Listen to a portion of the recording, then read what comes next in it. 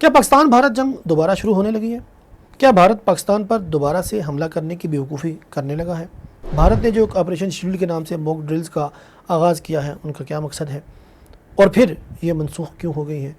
کیا پاکستان اور بھارت کے مابین آنے والے دنوں میں کوئی جنگ ہونے کے امکانات موجود ہیں؟ اس حوالے سے کیا اپڈیٹس ہیں؟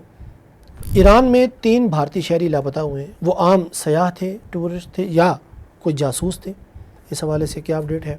اور تیسری خبر کہ فرانس کے فضائیہ کے ترجمان نے پریس کانفرنس کرتے ہوئے رافیل طیاروں کے بارے میں کیا کہا؟ فرانس سے بھی خبر آ گئی ہے۔ تو آج کی ویڈیو میں ہم ان 3 موضوعات پر گفتگو کریں گے۔ سب سے پہلے جو موک ڈرل ہے ان کے اوپر گفتگو کرتے ہیں، بات کرتے ہیں۔ انڈیا نے جنگی جنون کے اندر تو انڈیا کو ایک مبتلا ہونے کا ایک خبت ہے، زوم ہے کہ میں خطے کا چودھری ہوں، میں خطے میں اکلوتی سپر پاور ہوں، یہ ہوں وہ ہوں۔ ان 3 موضوعات پر گفتگو کرتے ہیں۔ تو چلتے ہیں سب سے پہلے موضوع کی طرف۔ بھارت کا جنگی جنون اس کے سر چڑھ کر بول رہا ہے۔ پاکستان پر ناکام حملے کی جسارت بھارت نے کی اور پھر اس پر پاکستان کی جانب سے شاندار اور تگڑے جواب کے باعث بھارت اپنی سبکی مٹانے کی کوشش کر رہا ہے، اپنی خفت مٹانے کی کوشش کر رہے ہیں۔ ان کے وزیر اعظم ایک طرح کا للکارہ مارتے ہیں، روٹی شوٹی کھاؤ نہیں تو میری گولی ہے۔ کیا کسی ایٹمی ملک کے سربراہ کی یہ زبان ہو سکتی ہے؟ کیا اس لہجے میں کوئی ایٹمی ملک کا وزیر اعظم بات کر سکتا ہے؟ پاکستان تو درکنار، خود بھارت کے اندر سے بھی جو معتدل آوازیں ہیں، جیسے کانگریس کے رہنما ہیں راہل گاندھی وغیرہ، وہ اس کے اوپر آواز بلند کر رہے ہیں کہ کبھی کہتے ہیں میری رگوں میں سندور دوڑتا ہے، ٹھنڈا سندور ہے، گرم سندور ہے، کبھی کہتے ہیں روٹی کھاؤ، کبھی کہتے ہیں گولی کھاؤ۔ تو کسی ایٹمی ملک کے سربراہ کی ہرگز یہ زبان نہیں ہو سکتی۔ البتہ بھارت کا جنگی جنون تو ہے، ساری دنیا جانتی ہے، اور اسی وجہ سے اب انہوں نے پاکستان کے ساتھ جو ان کی 5 بارڈر اسٹیٹس ہیں، ہریانہ ہے، لدھیانہ ہے، گجرات ہے، کشمیر ہے، ان تمام اسٹیٹس میں انہوں نے موک ڈرلز کا اعلان کیا ہے۔ اس سے پہلے جب پاکستان کے اوپر بھارت نے حملہ کرنے کی جرات کی تھی، اس دن بھی انہوں نے موک ڈرلز کا اعلان کیا تھا اور اسی رات کو انہوں نے اٹیک کر دیا تھا آپریشن سندور کے نام سے۔ تو ابھی بھی انہوں نے موک ڈرلز کا اعلان کیا اور پھر 4 اسٹیٹس میں موک ڈرل انہوں نے معطل کر دی۔ معطل کیوں کی ہے؟ عالمی پریشر تھا، سفارتی دباؤ تھا، یا اندر کی کیا خبر تھی، یا بھارت ڈر گیا، اس کو عقل آ گئی، یا کسی بڑے ملک کے کسی صدر وزیر اعظم نے اسے سمجھایا کہ کیوں حماقت کر رہے ہو، جو تمہاری بچی کھچی عزت ہے اس کا بھی فالودہ بنانے پہ تلے ہوئے ہو۔ پچھلی دفعہ پاکستان تمہارے 10 سے 15 طیارے گرا سکتا تھا، پاکستان نے 5 گرانے پہ اتفاق کیا، بس کر لو۔ اب اندر کی خبر کیا ہے یہ تو آنے والے دنوں میں پتہ چلے گا، لیکن اس وقت جب میں یہ ویڈیو ریکارڈ کر رہا ہوں، ایک اسٹیٹ ہے جہاں پہ ابھی تک موک ڈرل منسوخ نہیں کی، وہاں آج روٹین کے مطابق وہ موک ڈرلز کریں گے۔ موک ڈرل میں ہوتا کیا ہے؟ شہری دفاع کا محکمہ لوگوں کو حملے کی صورت میں بچاؤ کی تدابیر بتاتا ہے، زخمی ہونے کی صورت میں فرسٹ ایڈ دینے کے طریقے بتلاتا ہے، سکھلاتا ہے، اور بلیک آؤٹ کرنے کے طریقے بتلائے جاتے ہیں، حملے کی صورت میں کیسے چھپنا ہے، کیسے اپنی جان بچانی، یہ تمام طریقے بتائے جاتے ہیں۔ اور اس تمام تر ایکٹیویٹی کا مقصد یہ ہوتا ہے کہ اگر حملہ ہوتا ہے تو لوگ اپنا بچاؤ کیسے کر سکیں۔ تو اس سے لگتا یہ ہے کہ بھارت کچھ بڑا پلان کرنے کی کوشش کر رہا ہے۔ ایک بات یہ بھی ہے بیچ میں منسوخ ہونے کے حوالے سے، جو موک ڈرل انہوں نے منسوخ کر دیے کہ چندی گڑھ میں آج IPL کا ایک میچ ہونے والا ہے، تو جب بلیک آؤٹ کرنا ہے شہر میں تو پھر بلیک آؤٹ کر کے تو میچ نہیں کھیلا جا سکتا۔ پھر جو انہوں نے منسوخ کیا شاید اس کی وجہ یہ ہو، یا شاید کسی بڑے ملک نے سفارتی دباؤ کے ذریعے بھارت کو مجبور کیا ہو کہ پاکستان پر حملہ کرنے کی جرات نہ کرنا۔ دیکھیں دونوں ایٹمی ممالک ہیں، پاکستان کے اوپر حملہ ہوگا، پاکستان کی خود مختاری کو چیلنج کیا جائے گا، پاکستان پر سوال اٹھے گا، تو پاکستان اپنے دفاع میں کسی بھی حد تک جا سکتا ہے، اور پاکستان کے اوپر کوئی دنیا کا قانون، کوئی عالمی پابندی پاکستان کو روک نہیں سکتی اپنے دفاع سے۔ لہٰذا ہمیں جس حد تک جانا پڑے گا وہ ہم جائیں گے، کیونکہ اٹیک ہم پہ ہوگا، حملہ ہم پہ ہوگا، تو جواب میں ہم جو مرضی کریں ہم کر سکتے ہیں، ہمیں عالمی قوانین نہیں روک سکتے۔ تو اس حوالے سے دنیا یہ سمجھتی ہے کہ دونوں ممالک کے درمیان ایٹمی جنگ چھڑنے کا خطرہ ہے، اس لیے بہر صورت اس کو روکنا چاہیے۔ شاید بھارت کو اس وجہ سے انہوں نے دباؤ ڈال کے موک ڈرلز ان کی منسوخ کروائی ہوں۔ اچھا، دوسری خبر یہ ہے کہ بھارت کے 3 نوجوان ایران جاتے ہیں سیر و سیاحت کے لیے، بظاہر ایک ایسا، وہاں وہ 3 نوجوان لاپتہ ہو جاتے ہیں۔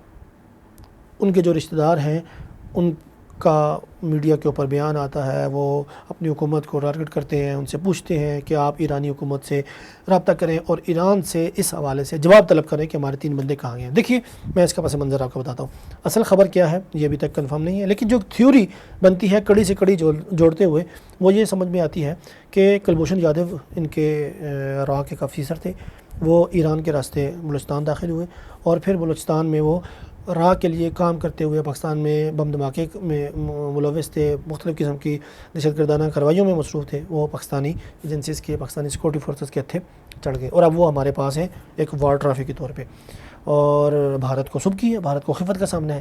اب پچھلی کڑیاں ملاتے ہیں، 3 نوجوان ایران میں آتے ہیں بھارت کے، پاکستان کے وزیر اعظم، پاکستان کے نائب وزیر اعظم، پاکستان کے فیلڈ مارشل آرمی چیف اور وزیر اطلاعات، پاکستانی وفد ایران میں جاتا ہے، وہاں ان سے ملاقات کرتا ہے، اور پاکستان کی جو کہ سفارتکاری چل رہی ہے، انڈیا کی بھی سفارتکاری چل رہی ہے، وہاں وکرم مصری کی جو ان کے غالباً خارجہ پالیسی کے کوئی عہدیدار ہیں دفتر خارجہ کے، وہ اپنا وفد لے کے دنیا میں گھوم رہے ہیں۔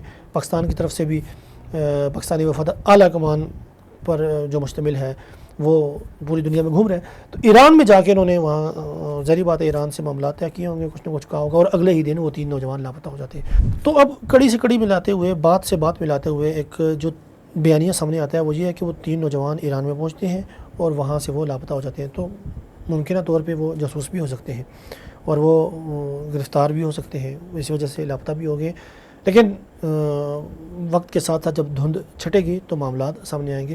پاکستانی وفد کو البتہ داد دینی پڑے گی، پاکستان کی سفارتکاری کو داد دینی پڑے گی، پاکستان افغانستان کے ساتھ معاملات ٹھیک کر رہے ہیں، پاکستان ایران کے ساتھ معاملات ٹھیک کر رہے ہیں، اور جو اپنے پڑوسی ہیں ان کے ساتھ پاکستان کے معاملات ٹھیک ہوں گے تو بھارت کا مقابلہ کرتے ہوئے پاکستان کے لیے بہت حد تک آسانی ہوگی، اس لیے کہ وہ ہماری ہندکوں میں مثال ہے کہ پرا پراواں دی باواں، تو بھائی بھائی کی بازو ہوا کرتے ہیں۔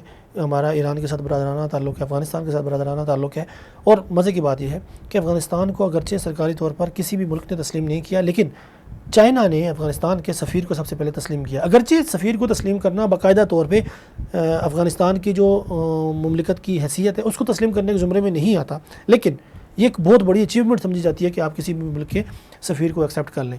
تو چائنا نے افغانستان کے سفیر کو ایکسیپٹ کیا، اور وہی افغانستان جو ٹی ٹی پی کے خلاف کارروائیاں کرنے سے گریز کر رہا تھا عرصہ دراز سے، ابھی ہمارے نائب وزیر اعظم اسحاق ڈار کے دورہ چائنا کے دوران وہاں ان کی ملاقات ہوتی ہے افغانستان کے کسی وزیر سے، اور پھر افغانستان کے جو طالبان کمانڈر ہیں ان کا یہ بیان سامنے آتا ہے ٹی ٹی پی کے لیے کہ امیر کی اجازت کے بغیر جہاد یہ فساد ہے، یہ جہاد نہیں کھلائے گا۔ تو پاکستان میں جو گروہ پاکستانی فورسز کے خلاف، پاکستان کی اسٹیٹ کے خلاف، ریاست کے خلاف کارروائیوں میں مصروف عمل ہے، ان کا تمام تر بیانیہ انہوں نے اس بیان کے ذریعے اڑا کر رکھ دیا۔ تو میں سمجھتا ہوں کہ پیچھے یہ اسحاق ڈار صاحب کی سفارتکاری، پاکستان کی سفارتکاری، چائنا کی کوششیں یہ شامل حال ہے۔ چائنا افغانستان بڑے قریب ہے، چائنا افغانستان کے اندر ایک ریل کی پٹڑی بھی بچھا رہا ہے مزار شریف سے جو ہو کے گزرے گی، تو افغانستان چائنا کی بات کو نہیں ٹھکرا سکتا، اور پاکستان نے جب ریکویسٹ کی وہاں بٹھائے، دونوں بھائیوں کے گلے شکوے دور ہوئے اور اگلے ہی دن ان کا یہ بیان آ گیا۔ تو مجھے لگتا ہے کہ آنے والے دنوں میں پاکستان کا ایک اچھا سٹینڈ بننے جا رہا ہے۔ چائنا پاکستان کا اسٹریٹجک پارٹنر ہے، دفاعی پارٹنر ہے، ہمارے ساتھ ہر مشکل وقت میں کھڑا ہوتا ہے۔ ہم یہ کہتے ہیں کہ ہمالیہ سے زیادہ اور چٹان سے زیادہ مضبوط پاکستان اور چائنا کی دوستی ہے، ترکی ہے اور آذربائیجان ہے، ایران ہے، افغانستان ہے، تو تمام ممالک پاکستان کے ساتھ سر جوڑ کر کھڑے ہیں۔ تو اس سارے تناظر میں دورے کے فوراً بعد 3 بھارتی شہریوں کا لاپتہ ہونا ایک بہت سارے کوشچن مارک سوالات چھوڑ جاتا ہے، اس کا جواب ہم آپ پہ چھوڑتے ہیں۔ تیسری خبر، فرانس کی فضائیہ کے جو ترجمان ہیں کل انہوں نے پریس کانفرنس کی، اس پریس کانفرنس میں وہاں ایک سوال کیا گیا ان سے کہ بھائی بھارت تو بتا نہیں رہا کہ کتنے رافیل طیارے گرے ہیں، اور خود وہ پریس کانفرنس میں آفیشیل یہ اقرار کرتے ہیں کہ ہم حالت جنگ میں ہیں، اور اگر ہم اس طرح کی خبریں میڈیا میں بیان کر دیں تو دشمن کو فائدہ ہوگا۔ تو اس سے معلوم کیا ہوتا ہے وہ ہم آپ کے اوپر چھوڑ دیتے ہیں۔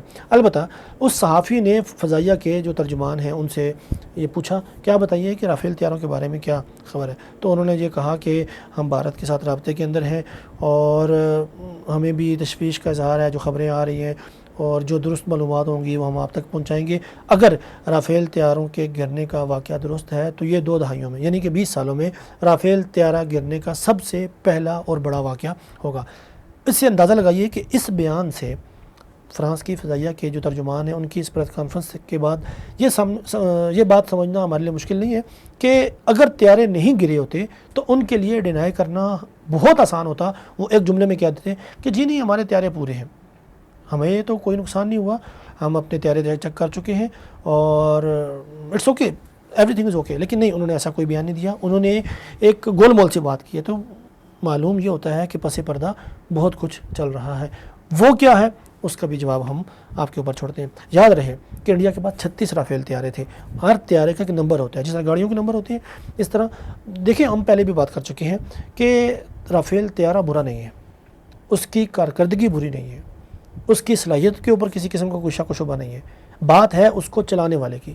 اناڑی پن ڈرائیور کو آپ نہیں, ایک اناڑی ڈرائیور کو جو مہران کار نہیں چلا سکتا اس کو آپ مرسیڈیز کے اندر بٹھا دیں تو اس نے ٹھوکنی ہے, ایکسیڈنٹ ہی کرنا ہے.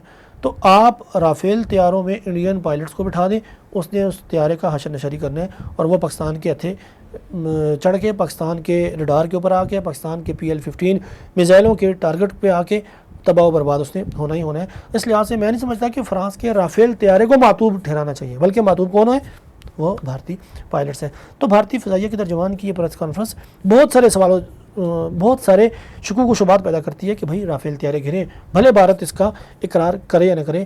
ہم نے اوپنلی اپنے نقصانات کا بتلایا ہے. بھارتی حملے کے نتیجے میں ہمیں یہ نقصان ہوئے ہیں, ہمارے اتنے سویلینز کی شہادت ہوئی ہے, اور بلیاری ایئر بیس پہ ہمارے اسکواڈرن لیڈر عثمان یوسف وہ شہید ہوئے ہیں. تو یہ تمام تر باتیں ایک ایسی قوم کی علامت ہیں جو قوم زندہ دلی کا ثبوت دیتی ہے, جو اپنے نقصانات کو کھل کر اون کرتی ہے, جو نقصان ہونے کے بعد اس سے آنکھیں نہیں موڑتی, منہ نہیں موڑتی, آنکھیں نہیں چراتی. اس لیے بھارت کو بھی چاہیے کہ اپنے دل و دماغ کو تھوڑا وسعت دیجیے, اور جو نقصان ہو گیا ہے بھائی بتا دو یار, پاکستان نے 3 رافیل گرائے ہیں, بتا دو. ہم تو ملبہ بھی دکھا چکے ہیں, جہاں جہاں گرے ہیں وہاں کے لوگوں کے بیانات بھی میڈیا کے اوپر آ چکے ہیں. لیکن جب بھارت نہ مانے تو ہم اس کا کوئی علاج نہیں کر سکتے. البتہ دنیا مانتی ہے, فرانس کی فضائیہ کے ترجمان یہ مان چکے ہیں, عالمی دفاعی میگزینز یہ لکھ چکے ہیں کہ پاکستان یہ جنگ جیت چکا تھا. اب آنے والے دنوں میں حالات کیا رخ اختیار کرتے ہیں اس پہ کچھ کہنا تو قبل از وقت ہوگا, لیکن بظاہر یہ نظر آتا ہے کہ بھارت جنگی جنون میں مبتلا ہے اور وہ پاکستان پر دوبارہ سے حملے کی پلاننگ کر رہا ہے. ہم بھارت کو یاد دلانا چاہتے ہیں کہ امن ہماری کمزوری نہیں ہے, امن ہماری خواہش ہے, لیکن اگر ہم پر جنگ مسلط کی گئی تو اس جنگ کا وہی انجام ہوگا جو اس سے پہلے ہم نے یہ آپریشن بنیان مرصوص کے ذریعے کیا تھا اور تمہیں گھٹنے ٹیکنے پر مجبور کیا تھا. آج کی ویڈیو میں اتنا ہی, ملتے ہیں کسی اور ویڈیو میں. اپنا خیال رکھیے گا. اللہ حافظ.